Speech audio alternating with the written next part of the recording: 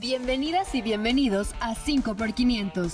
Les habla su capitana Eureka, la inteligencia artificial más valiente y audaz que existe en todos los mares. ¿Y ahora qué le pasa a Eureka? No tengo ni idea. ¿Qué es eso de capitana? ¿Qué tienes, Eureka? Julián y Valeria, leven anclas, suelten las amarras e icen las velas. Ya vamos a zarpar. Ya sé, pues es por el tema de hoy. Ah, claro, ya todo tiene sentido. Por supuesto que sí, Julián. Bienvenidas y bienvenidos a 5x500. Navegación, exploración y comercio.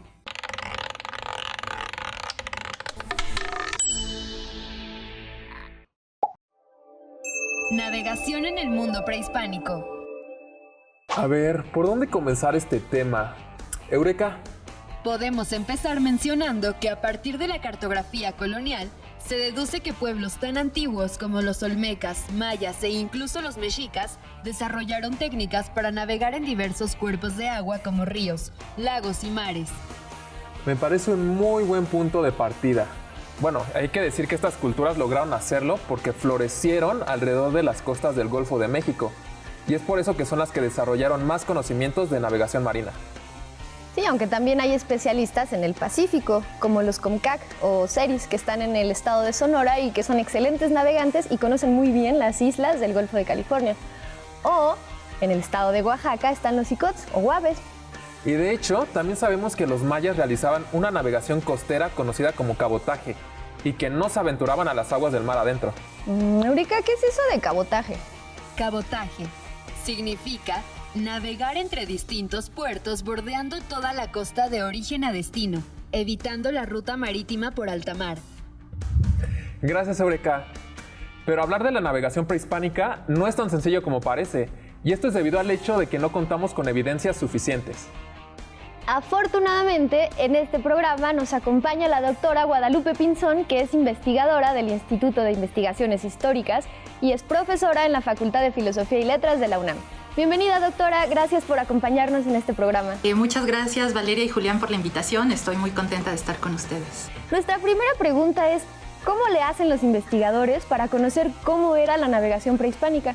Pues afortunadamente a recientes fechas la interdisciplina ha venido a ayudar en esta tarea y quienes se dedican a esta actividad sobre todo tienen que recurrir a crónicas de tradición indígena, códices, pinturas murales, más o menos para ver cómo tenían representada el agua, animales acuáticos, la relación que las sociedades van a tener también con estos medios, el uso de transportes que van a llegar a tener. Por tanto, quienes han investigado el tema han tenido que echar mano de muchas fuentes muy diversas, metodologías distintas, pero gracias a eso podemos tener un contexto más amplio que nos permite ver que las sociedades mesoamericanas sí navegaban. Bueno, a lo que dijo la doctora, podemos añadir que la tecnología que utilizaban los pueblos mesoamericanos para navegar requería un conocimiento especializado, ya que sabemos que no es lo mismo navegar en un río que en un lago o en el mar.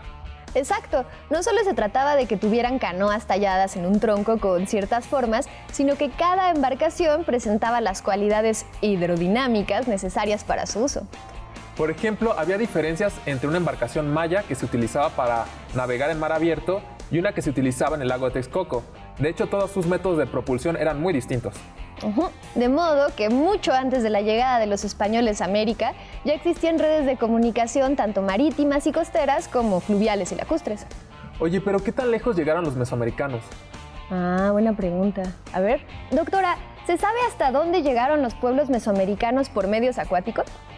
Pues al respecto también hay muchas teorías, porque por ejemplo se sabe que los mayas navegaban, entonces aquí se tiene cierta idea de que pudieron tener conexiones con algunas islas del Caribe o con otras regiones de las costas de Yucatán, así como también las islas del Caribe llegaron a alcanzar las costas de Florida.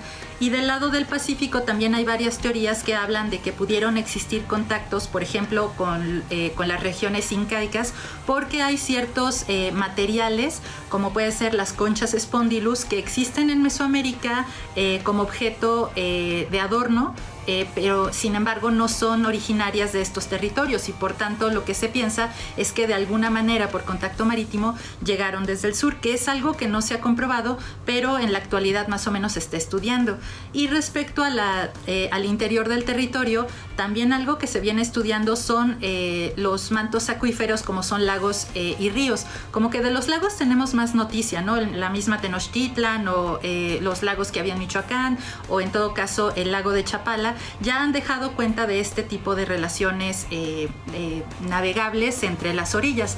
Sin embargo, algo que se está estudiando ahorita también son los ríos, porque por barcazas y por descripciones de la época se habla de algunos indígenas que navegaban por estos ríos y que estos ríos no eran un límite o una frontera entre las poblaciones, sino que más bien conectaban a distintos asentamientos, como fue el caso, por ejemplo, del río Balsas, que tiene su origen en el Valle de Puebla y va a terminar en Michoacán, y sin embargo en sus distintos afluentes y ramificaciones hay distintos asentamientos que parece que se conectaban entre sí.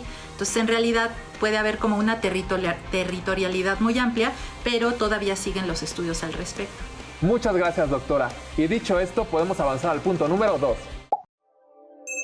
Navegación en el viejo mundo. Gracias a los testimonios y registros con que contamos, podemos saber que en la Europa de la antigüedad ya se contaba con una buena cantidad de conocimientos marinos. Y que los pueblos que crecieron a las orillas del mar Mediterráneo se dieron cuenta del gran potencial que tenía la navegación, tanto comercial como bélico, y es por esto que desarrollaron técnicas y avances en la ciencia náutica. Alrededor del año 2000 a.C., los fenicios ya construían magníficos barcos cargueros a vela y desarrollaron también galeras de guerra. Dominaban la navegación costera y en mar adentro se guiaban por los astros. De modo que tenían la capacidad de navegar con gran maestría hasta el norte del Océano Atlántico, para así comerciar en lugares tan distantes como lo que ahora es Inglaterra.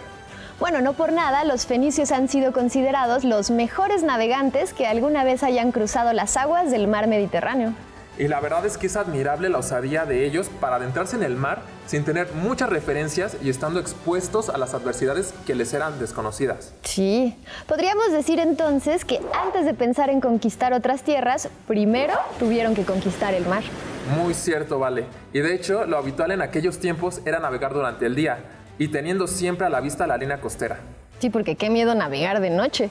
Además, implicaba conocer en detalle el comportamiento de los vientos, de las corrientes marítimas y además conocer muy bien la posición de las estrellas. Tiempo después, ya con mapas, navegarían con la ayuda de la rosa de los vientos, el astrolabio y la brújula. Yo tengo información sobre la rosa de los vientos. ¿Quieren escuchar? Sí. La rosa de los vientos es una figura geométrica en forma de estrella que corresponde a los puntos cardinales. Colocada en un lugar fijo, sirve para orientarse. El astrolabio es un instrumento de navegación que permite determinar la altura de un astro y deducir, según esta, la hora y la latitud. Muy interesante. ¿Y qué nos puedes decir sobre la brújula? La brújula fue inventada en China en el siglo IX y llegó a Europa a través de los musulmanes. Y otro de los pueblos que más destacaron por su especial habilidad como navegantes fueron los vikingos, quienes navegaron en unas embarcaciones con velas cuadradas y remos que se llaman drácars para realizar exploraciones e incursiones regulares por las islas del Atlántico y por toda Europa occidental. Tanto fue su conocimiento en navegación que hoy se sabe que 500 años antes de Colón, el vikingo Leif Erikson habría sido el primer europeo en llegar a las costas de América. Arribó a lo que serían las costas de las islas de Terranova en Canadá. Ahí colocó un asentamiento. Bueno, los españoles dominaron el arte de navegar tras combinar el conocimiento que habían heredado tanto de los griegos como de los romanos, de los árabes y hasta de los italianos. Bueno, pero también le pusieron un poco de su cosecha, ¿no? Sí, claro. Bueno, por ejemplo, el empleo del timón de codaste, que es un grueso madero que cerraba el casco en la popa, y este les permitía mejorar la dirección y mantener el rumbo del barco. Órale. Oye, pero también los portugueses contaban con una rica cultura náutica, que por cierto tuvo una gran influencia en el trazo de las rutas comerciales entre Europa y Asia a través de los mares Atlántico y el Índico. Esto les dio una supremacía en el territorio africano que después se tradujo en un conflicto con los españoles. Y este conflicto llevó a la necesidad de trazar nuevas rutas a través del Atlántico. Por eso, portugueses y españoles tuvieron que llegar a un acuerdo conocido como el Tratado de Tordesillas para hacer una especie de reparto de sus regiones. ¿Y por qué se llama así, Eureka? El Tratado de Tordesillas fue un compromiso suscrito en la localidad de Tordesillas, en España, el 7 de junio de 1494 por los reyes de Aragón, de Castilla y de Portugal. Gracias, Eureka. Bueno, y todas estas experiencias marítimas de diversas partes de Europa se reflejaron en la expansión atlántica. Y esto hace que quiera preguntarle algo a la doctora. A ver. Doctora, en el caso de la cartografía, ¿cómo es que comenzaron los registros del mundo americano en los mapas europeos? Pues fue como una continuación de las propias expansiones que se estaban dando, y sobre todo el uso de una cartografía muy particular, que era la de los portulanos, que ya desde antes se usaba en las navegaciones del Mediterráneo, y que un portulano es un mapa, una carta plana que tiene líneas que van marcando rutas. En un mar cerrado como el Mediterráneo tenía sentido, pero conforme se fueron dando las expansiones marítimas hacia el Atlántico, esa carta portulano se va a ir ampliando, va a tener adecuaciones, pero más o menos la tradición va a continuar, la tradición en cuanto a su elaboración, y va a ir incluyendo las regiones por las que se iba incursionando. En el caso de los portugueses, por eso fueron registrando las regiones de África y posteriormente el Índico, y en el caso de los castellanos, paulatinamente se fueron hacia el poniente. Esto derivó en los viajes colombinos y por tanto en el registro de las Antillas, y luego desde las Antillas se van a organizar también otras expansiones, y en cada expansión había que llevar un diario de navegación y obviamente elaborar cartas marinas. Entonces, en esos reconocimientos se iban incluyendo todos esos espacios que se reconocían y que paulatinamente van a ir quedando plasmados en mapas, que esos mapas se mandaban también a la península ibérica para que se hicieran como síntesis informativas de todos esos nuevos territorios que debían de ser incluidos en las nuevas cartografías. Nueva España, entre dos océanos. Tendremos una pequeña dinámica, tripulantes. Con lo que hemos visto hoy, podemos decir que la importancia de contar con un espacio portuario novohispano se basaba en 3 aspectos principales. Tripulación, ¿saben cuáles son? Claro que sí, Eureka. ¿O capitana? Uno era la necesidad de comunicar a la Nueva España con España. La segunda era la necesidad de expandir las rutas comerciales de la corona española. Y la tercera fue la necesidad de proteger el territorio novohispano de los invasores. Muy bien, me sorprenden. No tendrán que saltar por la borda. O al menos, no hoy. Gracias. No le hagas caso, Julián. Mejor continuemos y no la hagas enojar. Muy bien, vale, está bien. ¿Qué podemos decir entonces de estas 3 cosas? Bueno, para llevarlas a cabo se requería tener un gran dominio en la navegación de las aguas, tanto por el Pacífico como por el Atlántico. Y para eso existía un puerto de cada lado. Mira, el primer puerto importante fue el de Veracruz, que estaba en el Golfo de México. Y por el otro lado del país estaba Acapulco, donde se concentraron las principales transacciones marítimo-comerciales del Pacífico novohispano. Sí, probablemente lo pusieron ahí porque era uno de los puntos más cercanos de la Ciudad de México a la costa del Pacífico, porque pues, del otro lado ya estaba la salida al Golfo.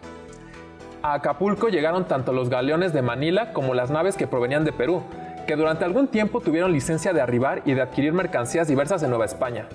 Aunque a Acapulco llegaban naves que venían de otras regiones del mundo, en las costas también se desarrolló una red local de comercio. Y además, al estar en su mayoría asociadas a funcionarios coloniales, estas escaparon con mayor frecuencia de la mirada vigilante de las autoridades peninsulares, lo que les dio cierta autonomía. El auge y evolución de los puertos tiene que ver con la forma en la que se estructuraron los flujos comerciales, como es el caso de Acapulco, que se convirtió en punto de inicio de los navíos de socorro que se enviaban a Filipinas. Pero debido a que fue menos costoso fabricar embarcaciones en Filipinas, pronto fue en esas costas donde se organizaron los viajes transpacíficos que iban a la Nueva España, y dichas naves fueron conocidas como galeones de Manila. Y Acapulco fue un puerto al que durante la estancia de los galeones llegaban los comerciantes dispuestos a obtener los cargamentos asiáticos, así como donde se cargaban pertrechos, alimentos, mano de obra y otros cachivaches que se encargaría de alistar las embarcaciones para su retorno a Filipinas. De modo que las costas novohispanas comenzarían a ser usadas como lugar de escala y no como punto de origen de las navegaciones transpacíficas. Doctora, hablando de esto, ¿cómo le hacían los españoles para regular los puertos? Bueno, de hecho va a haber varios puertos que empiezan a tener ciertas actividades, pero luego la corona empieza a regularlos a partir de mandar, por ejemplo, funcionarios de aduana que cobraran sus respectivos aranceles. Pero luego viene la piratería y los ataques que se van a dar en estos distintos asentamientos nuevos, hispánicos, y esto va a llevar entonces a que se organice una política de puerto único en la que solamente se puede comerciar desde los puertos autorizados que van a tener una pequeña fortaleza. De hecho, se establece como un cinturón de fortalezas a lo largo del Caribe para que solo ahí lleguen las embarcaciones y solo ahí se haga el comercio, y ese comercio iba a estar protegido por esas fortalezas, además de que ahí iban a estar los funcionarios reales que cobrarían los aranceles. En el caso, por ejemplo, de la Nueva España, por eso va a ser Veracruz el único puerto de altura que va a tener licencia para comerciar y para recibir embarcaciones. Les habla su capitana. Los tripulantes de este navío tenemos que tomar provisiones. Vamos a un corte, pero regresamos en un momento. Estamos de vuelta en este 5x500, navegación, exploración y comercio, listos para zarpar al punto número 4. Aportes de la Nueva España para el mundo. Gracias al comercio marino, la Nueva España se dio a conocer en todas partes del mundo. Así es, Vale, en Asia, en Europa, en África y en América del Norte y del Sur. Y se comenzaron a exigir productos que se conseguían exclusivamente en territorios novohispanos. Además, la calidad de algunas especies nativas era superior a la de las asiáticas, como fue el caso del algodón y el del añil, que se usaba para teñir, pero también estaba el palo de Campeche, el caracol morado y la grana cochinilla. Y los extranjeros también buscaban especies medicinales en las que destacaban la raíz de jalapa y el politodio, y como elementos exóticos estaban el cacao y la vainilla. Y claro, no podían faltar los clásicos de la dieta mesoamericana que se fusionaron con todas las cocinas del mundo, como los frijoles, el chile, el amaranto, el jitomate, el maíz y la calabaza. Otro recurso de estas tierras, famoso en el comercio internacional, fue la plata. Claro, este metal ya se usaba en Mesoamérica y se sabe que en el mercado de Tlatelolco la plata se vendía junto con otros metales preciosos. Sí, pero los ibéricos llevaron al extremo su extracción, ¿no es así, Eureka? Claro que sí. Durante los siglos XVI y XVII llegó a representar más de la tercera parte de la plata circulante en el mundo. Y con circulante nos referimos no solo a joyas, armaduras y vajillas, sino a que la plata fue y es un tipo de moneda de cambio. Era muy importante. La Real Hacienda se encargaba de controlarla por medio de las casas de moneda. Ahí se llevaba la plata recién extraída, de la cual se cobraba un impuesto que se llamaba el diezmo minero, que justamente era el 10% de cada barra que se sacaba. Y luego se acuñaban las monedas dependiendo de su peso, y es por eso el nombre de nuestra moneda. Y entonces los pesos de plata tenían un valor de 8 reales. Durante los siglos XVI y XVII, las únicas casas de moneda en América eran las de Perú y Nueva España, pero en el siglo XVIII surgieron otras en diferentes puntos de las tierras españolas en América, y eso explica por qué existen el peso chileno, el peso argentino, el peso mexicano, y bueno, los peruanos le cambiaron el nombre a soles. Y evidentemente el transporte de estos bienes era todo un riesgo, en especial porque los barcos pasaban buena parte de sus viajes en mar abierto, donde quedaban expuestos a todo tipo de ataques. ¿A los ataques de quién? ¿Cómo que de quién, Vale? Pues de piratas, ya sabes, como los que hemos visto toda la vida en películas, en caricaturas, ya sabes, Parche en el Ojo, Barba, Arg. Ajá, mejor le preguntamos a la invitada, ¿no? Doctora, ¿había muchos ataques de piratas a las embarcaciones? Sí, Valeria, porque sobre todo varias coronas europeas no estuvieron de acuerdo en que España y Portugal se repartieran el mundo a partir del Tratado de Tordesillas. Entonces, al saberse de los nuevos territorios y de las riquezas que se estaban obteniendo, inmediatamente quisieron tener pues tajada en el botín y por tanto organizaron expediciones territoriales, pero sobre todo organizaron ataques a las embarcaciones, en el caso americano sobre todo las castellanas. Así que vamos a ver tanto corsarios como piratas que van saqueando embarcaciones, asentamientos, y paulatinamente además se fueron posicionando en las Antillas Menores, que no habían sido ocupadas por España porque no tenía la capacidad de hacerlo, y luego estos lugares se van a convertir en bastiones de acción para atacar a estas embarcaciones. ¿Y cómo protegían a sus embarcaciones la corona española? Tenían que hacer una serie de estrategias militares que van a ser muy interesantes porque se van a ir haciendo regulares en las navegaciones. Por ejemplo, todas las embarcaciones de guerra debían de llevar artillería. Como dije antes, usualmente en el mundo atlántico las naves viajaban en flota y debían de ir custodiadas por 2 embarcaciones de guerra, adelante la capitana y atrás la almiranta. Estas eran embarcaciones del rey, financiadas por el erario, y eran embarcaciones de guerra y debían de llevar artillería, es decir, cañones, culebrinas, pedreros, pero además armas de fuego, digamos, que los hombres pudieran manipular. Es decir, había que llevar tecnología y personal experimentado que pudiera manipular la artillería y por tanto defender la embarcación. Por no mencionar el horizonte marítimo, había personal que debía de ver que no hubiera enemigos en el horizonte, pero muchas veces los ataques se dan más bien en tierra. Por tanto, esa idea de que en el horizonte se ve una embarcación con su banderita pirata era en realidad poco fiable, porque los principales ataques se dan en torno a los litorales y por eso las costas fueron ocupadas por los enemigos para esperar a los galeones de España y poder atacarlos. Otro recurso que se conocía en estas tierras antes de la llegada de los invasores fue el henequén. Y de igual manera que con la plata, los españoles trajeron consigo no solo el deseo de explotarlo, sino las tecnologías para hacerlo. Bueno, esto ocurrió un poco de tiempo después. Y antes de la llegada de los europeos, el henequén se cultivaba en la península de Yucatán, de donde es nativa, y de hecho hoy se le conoce como qui, que es en maya. El henequén es una planta muy valorada por las fibras de sus hojas con las que se elaboran cuerdas, textiles o sacos. A mediados del siglo XIX se importaron máquinas para acelerar el proceso de extracción de la fibra y gracias a que las haciendas contaban con mano de obra a bajísimos costos, se incrementó la elaboración de una serie de productos que en poco tiempo se exportaban al resto del mundo. Y nació así el llamado oro verde, que fue una extraordinaria fuente de ingresos para los hacendados, pero las poblaciones mayas de la región nunca vieron ganancias de esta fuente de riqueza.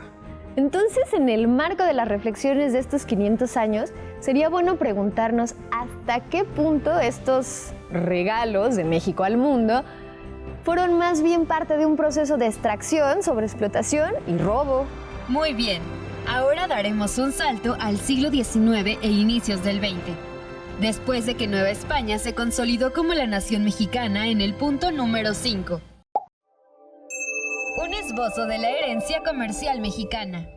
Oye, Julián, entonces, ¿qué sucedió con la navegación en el llamado México independiente? Pues podemos comenzar diciendo que la llegada del ferrocarril agilizó el flujo de los bienes que se iban al comercio internacional, uniendo de mejor manera las rutas que cruzaban de un océano a otro. Y debido a esto, ya no solo Acapulco poseía la fama de ser puerto mexicano por excelencia, sino que surgieron otros puertos importantes en el Pacífico, como el de Manzanillo, en Colima.